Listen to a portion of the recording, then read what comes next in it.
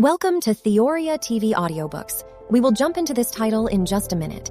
But first, please remember to hit that like button and subscribe to the channel. And if you appreciate our efforts to bring Orthodox books to you in audio form free of charge, please consider supporting the channel by joining as a member here on YouTube or via Patreon, which is linked in the description. Thanks and enjoy your book. On Gender and the Soul, an exploration of sex/gender and its relation to the soul according to the Church Fathers, by Benjamin Cabe, published by Theoria TV, Chapter 2. The Soul Throughout History. In ancient Greek society, the soul was understood as something that distinguishes a living human body from a corpse. Homeric literature speaks of it as what one risks in battle and loses in death. The warrior who is struck down in battle loses his soul, which is to say, his life. At the time, it was believed that the soul might exist beyond the body in an underworld as a kind of shadow or image of that person, but generally speaking, for Homer, someone's soul comes to mind only when their life is thought by themselves or others to be at risk. It is important to note that Homer never says that anyone does anything in virtue of or with their soul, nor does he attribute any activity to the soul of a living person. For Homer, the presence or absence of soul marks out a person's life. It is not otherwise associated with that life, and only human beings are said to have, and to lose, souls. Classical antiquity gave rise to several expansions of this ancient conception on the soul.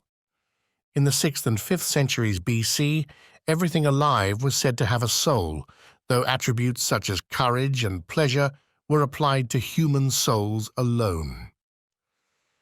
This development in the connection between the soul and characteristics like boldness and courage marks another turning point, whereby the soul comes to be thought of as the source or bearer of moral qualities.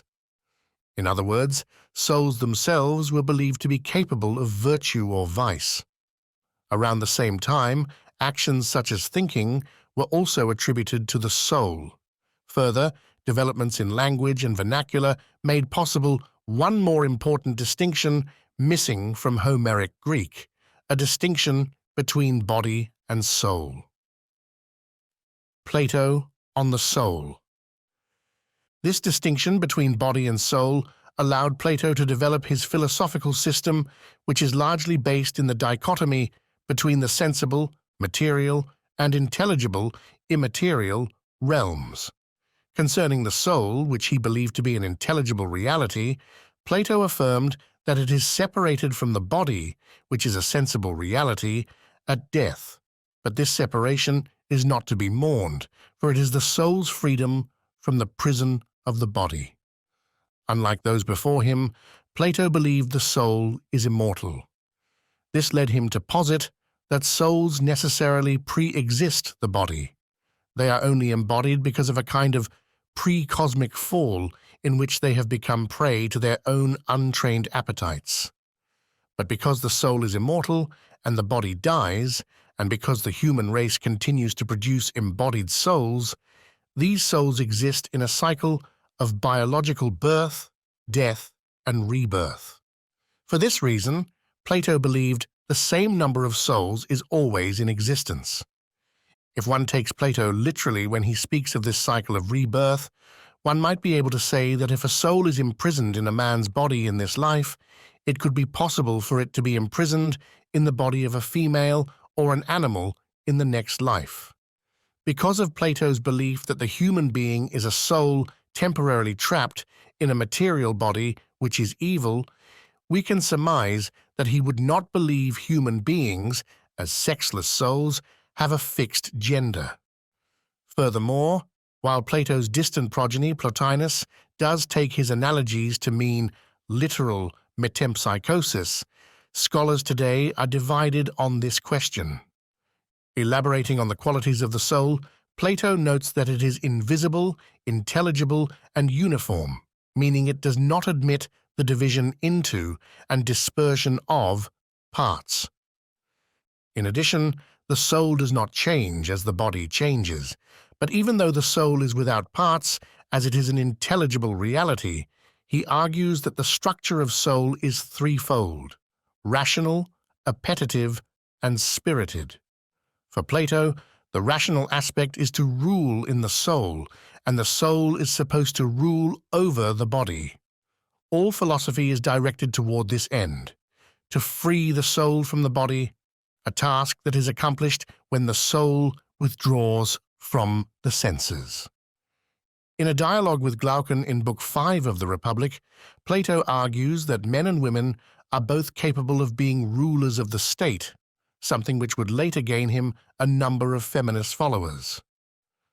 The line of demarcation within the human soul for Plato is not so much in sex as it is in social class. But even the latter variances are not considered by him to be differences of substance. Aristotle on the soul. Aristotle followed Plato in claiming that the soul is distinct from and animates the body. He noted, though, that to attain any assured knowledge about the soul is one of the most difficult things in the world. After pointing out that there exist a variety of prevailing opinions concerning the soul, he makes an important distinction between mind, in Greek, nous, and soul, but calls this distinction one of substance. For Aristotle, there are three kinds of souls based on capacity, which account for the three kinds of life in the world: the nutritive soul, which admits growth and nutrition; the sensible soul, which accounts for movement and perception; and the rational soul, which enables thought and reflection.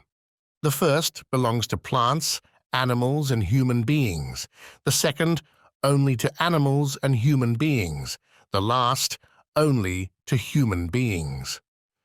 In contradistinction to Plato, Aristotle did not believe the soul to be a separate substance imprisoned in another, that is, in materiality.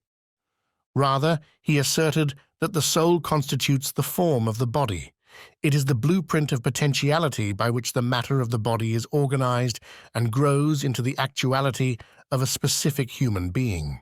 Thus, the soul itself is not separable from the body, as in Plato's system. While Aristotle is silent on sexual differentiation in De Anima, in Generation of Animals, he postulates that men are conceived when the father's seed is warm and in full form.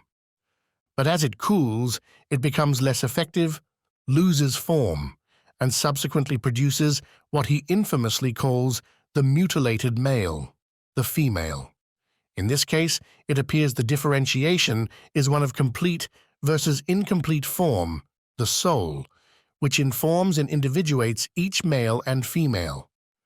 Concerning differentiation of souls specifically, Aristotle sees a distinction between classes as well as among male, female, and child. Calling the souls of children incomplete, Aristotle distinguishes the souls of men and women by inferring that the female form lacks deliberative authority. For Aristotle, this is not a contrariety of essence but of form. Likewise, the distinction of male and female is one of matter. 35. The question that concerns us becomes somewhat trickier when one considers that, for Aristotle, the soul isn't necessarily immortal, and if any part of the soul does persist posthumously, it is only the nous. Consequently, in Aristotle's system, though the soul is the form of the body, it would be difficult to distinguish between souls as male or female. Instead, it seems most in line with Aristotle's thinking to draw the line between the perfect or complete human form or soul, the male, and the imperfect or incomplete form, the female. Comparing Plato and Aristotle's philosophies brings to mind Raphael's famous fresco The School of Athens, 1509–1511. The central figures are, of course, the two in question, with Plato pointing up toward the realm of ideas and Aristotle pointing down towards the concrete reality of the world. The soul in Scripture. To say the use of the word soul, in Greek psyche, in Scripture is complex would be an understatement, an exhaustive list of all the usages of psyche in Scripture and how it corresponds to St. Paul's usage of nous, the role of the spirit, pneuma in Greek, specifically in the case of 1 Thessalonians 5:23, where Paul mentions all three, or the various usages of heart, in Greek cardia, sprinkled across the Old and New Testaments, is beyond the scope of this work. Typically, the use of psyche, in Hebrew, nephesh, in the Old Testament, is far closer to Homeric than classical usage. When used, it can refer to man as a living being, the man himself, or the mystery of that which animates the body. It descends into a kind of shadow world, or pit, after biological death. However, the reality of man's psyche is not sharply distinguished from the physicality of the body. According to Genesis 9:4, the psyche of the animal is located in the blood. On account of this, the Jews were prohibited from consuming blood, a command still in effect for Christians today. Thus, within the Old Testament, the word psyche is sometimes simply translated as life or living being, and is used for animals and human beings alike. The fact that psyche is applied to both animals and human beings in the Old Testament allows us to appropriate certain aspects of Aristotle's system for the purposes of distinguishing the usages of the word. There is the lower psyche of the animal, which is material, the life in the blood, and there is the higher psyche of the human being, which is not material. For this reason, the human being is distinct from other living things. Even though Christian anthropology was not fully realized until the Incarnation, a dim picture of it appears in the Old Testament with the writings of the prophets and the hope of the faithful. A further indication of the reality of the inner man can be seen in Old Testament usages of heart, belly, or bowels. In Jeremiah 4:19, we see heart, belly, bowels, and soul used in the same verse. I am pained to the depth of my belly and in the senses of my heart. My soul is in great commotion, and my heart is torn asunder. I will not be silent, for my soul hears the sound of the trumpet, the alarm of war. In Matthew 10:28, Christ makes a distinction between the soul and the body of man. And do not fear those who kill the body, but cannot kill the soul. But rather, fear him who is able to destroy both soul and body in hell. This points to an important theme. The body and the soul are closely united, and they are created at the same time, but they are not the same. After the resurrection, the writers of the New Testament use a variety of terms to describe certain aspects of the inner man, including soul, mind, heart, spirit, and the like. The difficulty lies in how these various terms work together. It is not until later that the inner man as a whole is summed up with the term soul. As Father John Romanides points out, there is a difference in terminology between St. Paul and the Fathers. While the language used by the New Testament writers seems somewhat flexible, they hold the same anthropology. They are describing facets of the same reality. Accordingly, the interplay between the terminology used by the New Testament writers themselves and that of the Fathers exists on the second level, described in Chapter 1, seeming disagreement based on language and expression, but substantial consensus given an holistic treatment. Qualities of the soul are variously recounted within the New Testament as a whole. The soul is capable of magnification and exaltation, can be deeply wounded or pierced by pain, and is capable of hopeful perseverance. Moreover, it is clear that even though biological life comes to an end and the body returns to the earth, man's soul does not. Biological death is a result of sin, hence the unnatural parting of the soul from the body. However, death is not the end of man, neither is his temporary existence as a disembodied soul. The central tenet of the Christian faith is fixed firmly on the resurrection of the body. Even though the soul exists beyond the life of the body, there will come a time when everyone will be reunited with his body eternally. Concerning the terminological differences between St. Paul and the Church Fathers, Frater John Romanides points out, what St. Paul calls the nous is the same as what the Fathers call reason, in Greek, dianoia. When the Apostle Paul says, I will pray with the Spirit, he means what the Fathers mean when they say, I will pray with the nous. He uses the word Spirit to mean what the Fathers refer to as the nous. And by the word nous, he means reason. But we do not know when this change in meaning took place, because we know that some Fathers used the same word nous to refer to reason as well as to this noetic energy that descends and functions in the region of the heart. The Church Fathers on the soul. According to St. Gregory Palamas, our soul is a single entity possessing many powers. Although the soul itself is single, simple, and intelligible, that is, not corporeal, the Church Fathers, much like the New Testament writers, used a variety of terms to define its discernible features.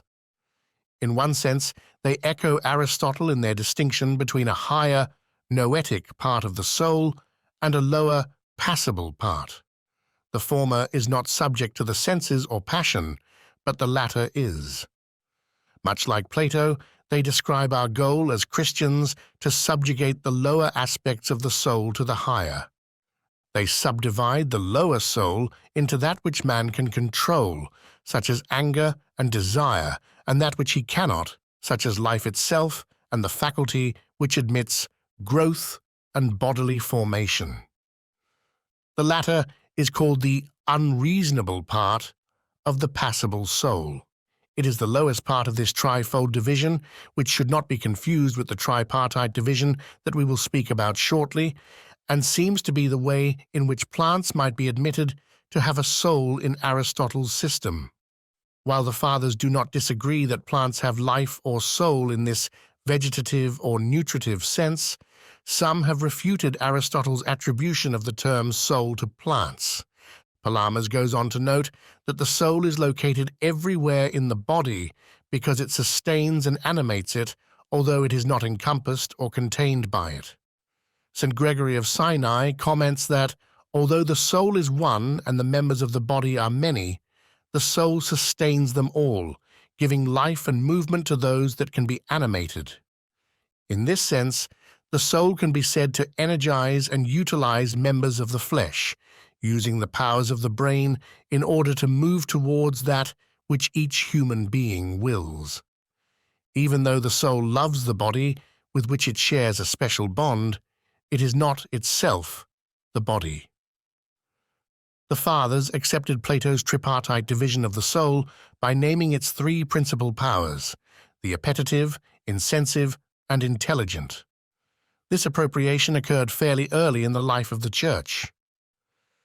The first two powers belong to the lower passible soul, and thus to animals also, the last to the higher noetic soul. Even though the intelligent aspect is technically passible, in that it can be dragged down into slavery by the passions of the lower powers when it does not take its proper place as the leader, the Fathers place it in the impassible, higher part which differentiates human beings from animals. The spiritual organ, the nous, is the most exalted aspect of man. Located within the higher soul, it is distinct from both the intelligent power and discursive reason or rational thought. In Orthodox spirituality, Metropolitan Hierotheos Vlachos colloquially calls the nous the noetic energy of the soul, the essence of the soul he calls the heart. He writes, "The heart is the center of man's psychosomatic constitution, a place which is discovered through ascetic practice in a state of grace. And the heart is the center and summation of the three faculties of the soul." Palamas stresses this by noting that the soul of each animal not imbued with intelligence, is the life of the body that it animates. It does not possess life as essence, but as activity, whereas the soul of each man is also the life of the body that it animates. But the human soul has life not only as an activity, but also as its essence, since it is self-existent. For it possesses a spiritual and noetic life that is evidently different from the body's and from what is actuated by the body. For this reason, man was given dominion over the beasts of the field, the birds of the air, and the fish of the sea. We might understand this reality in a spiritual sense as well. Man is also called to exercise this God-given dominion over himself in order to tame the beast within, that is, his desire and anger. Failing to do this, the man who is dominated by the passions is compared to the mindless cattle, as he is become like unto them. The appetitive aspect is considered the lowest in this tripartite division, the intelligent, the highest, and the insensive, the middleman, as a kind of enforcement officer for the other two. Per St. Nikitas Stithatos, our insensive power lies between the appetitive and intelligent aspects of our soul. For both of them, it serves as a weapon, whether it is acting in a way that accords with or is contrary to nature. When our desire and intelligence, in a way that accords with nature, aspire to what is divine, then our insensitiveness is for both of them a weapon of righteousness wielded solely against the hissing serpent. But when we fail to act according to nature and direct our desire and intelligence to what is contrary to nature, transferring attention from what is divine to purely human matters, then our insensitive power becomes a weapon of iniquity in the service of sin. St. Nikita's use of according to nature here is telling. Contrary to how the world speaks about the nature of man, or what is natural to him, such as the desire for food and sex and the fact of biological death, the saints witness to the fact that our fallen condition is unnatural. Rather, man is in his natural state when the intelligent aspect leads the other two. Speaking about the function of the intelligent power in the deiform soul, St. Nikitas comments elsewhere. The first rules the others and is not ruled by them. The second, the insensitive power, both rules and is ruled. The third, the appetitive power, does not rule but is ruled.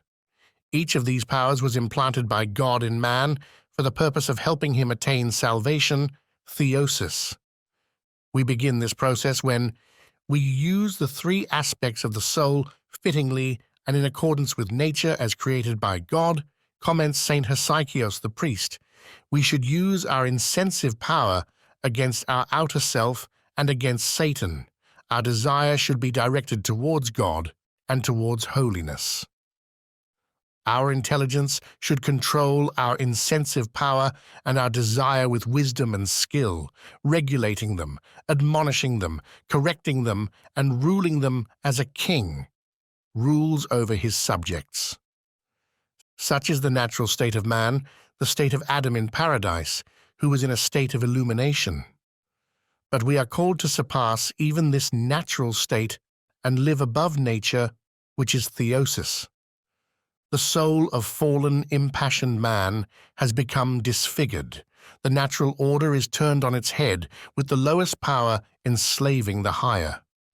Instead of being inebriated with desire and love for God through the appetitive power, fallen man is inebriated with carnal desire for food, drink, and sex. Rather than using his insensitive power to fight against the temptations of the evil one, he fights against his own brethren in order to satisfy his fractious appetites. Within such a soul, the intelligent power is not in its proper place as the natural leader, but is used as a detective to search out paths of pleasure, feed vanity, hold grudges, and justify bad behavior. The result is double-mindedness. The disordered soul is fragmented by an abundance of thoughts and dispersed among created things by its own desires. Instead of looking to heaven, it looks to earth, and this downward gaze admits the entrance of darkness and delusion into the soul. 66. In consequence, the nous ceases to function in the heart, but is likewise dispersed, clouding the window through which man is able to perceive God and spiritual realities directly. In this state, man ceases to find himself in Christ. As a slave to passion, he loses his self to his thoughts and desires. The inevitable end is an identity crisis, an existential dilemma. Man's restoration to health and wholeness requires the purification of each power of the soul, beginning with the appetitive, followed by the insensitive, and finally, the intelligent aspect. Then, the nous returns to itself. It descends into the heart, where it makes its abode and maintains watchful guard, in Greek, nepsis. There it has direct contact with God, communicate with divine and spiritual powers, receives divine revelation, and comes into the knowledge of the inner essences of created things, the logoi. This function of the nous is called intellection. Because such functions are peculiar to the nous, the fathers considered rational inquiry as inferior to it. Thus, it is within the depths of his heart that man finds and is swept up in God. According to Father John Romanides, noetic activity is an activity essential to the soul. It functions in the brain as the reason. It simultaneously functions in the heart as the nous. In other words, the same organ, the nous, prays ceaselessly in the heart and simultaneously thinks about mathematical problems, for example, or anything else in the brain.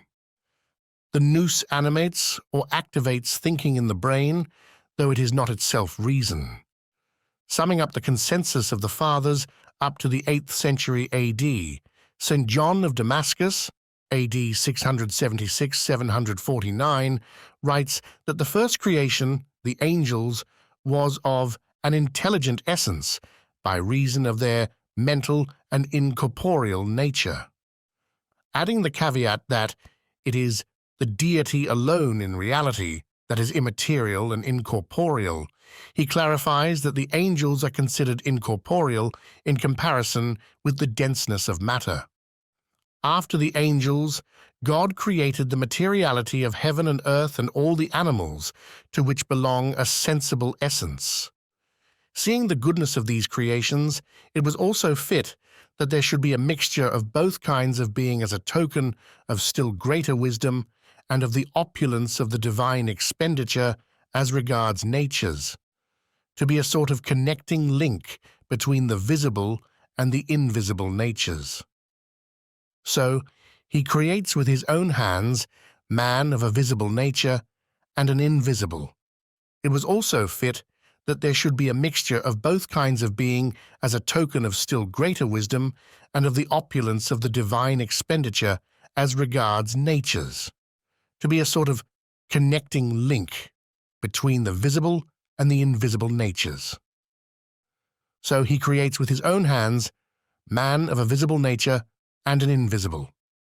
The visible part is the material body. The invisible is the thinking soul. St. Gregory of Nyssa writes that the soul exists with a rare and peculiar nature of its own, independently of the body. The body and the soul are made up of two different substances, one intelligible, the other sensible, which together form the one nature of man, wherefore he is called a microcosm of the entire creation, for in himself he bridges the gap between the two creations. On account of this mediation, man is called the priest of creation. His vocation is to live an anaphoristic life in which he offers up himself, and thus all of creation by its recapitulation in himself to the Creator in a single movement of prayer and thanksgiving. Contrary to Origen's belief in the pre-existence of souls, St. John of Damascus explains that the body and soul were formed at one and the same time, not first the one and then the other. Formed together but distinct from one another, there are pleasures of the soul and pleasures of the body. Even though well-being or illness of the soul can be reflected by the body does not properly participate in the pleasures or passions of the soul, such as pride. Nonetheless, the soul does participate in the pleasures of the body through its fellowship with it. According to St. John, there is not any class of pleasures belonging solely to the body, because the body is moved by the will, which is a faculty that belongs to the soul. The soul is involved in the passions of the body since it moves and directs it. Having rhetorically dissected the threefoldness of the soul as life and growth, self-directed movement, and intellection, its tripartite division into the appetitive, insensive, and intelligent powers, and the place and role of the nous. It is important to bear in mind that while all of these are marked by the attributes proper to them, they do not divide the soul into parts, for by its intelligible nature, it is single and simple. What we have mentioned concerning the parts of the soul should all be understood as powers or energies. In the words of St. John of Damascus, all the faculties we have already discussed, both those of knowledge and those of life, both the natural and the artificial, are, it is to be noted, called energies. And so, clearly, things that have the same essence have also the same energy, and things that have different natures have also different energies. For no essence can be devoid of natural energy. While certain human beings, such as the saints, have properly ordered and spiritually activated the powers of their soul in a way that causes them to stand out from others, every human being possesses the same powers of the soul, which can be used to progress toward eternal light and life, or eternal darkness.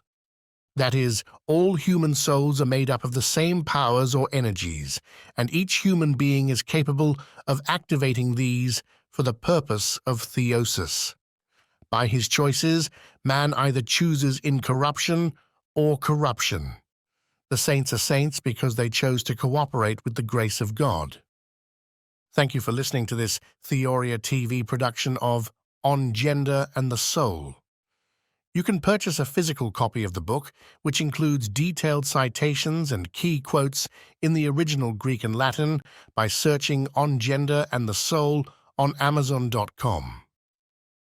If you appreciate our work to provide professional quality Orthodox audiobooks free of charge, please consider supporting our work by joining as a member on patreon.com/TheoriaTV or by becoming a member on YouTube.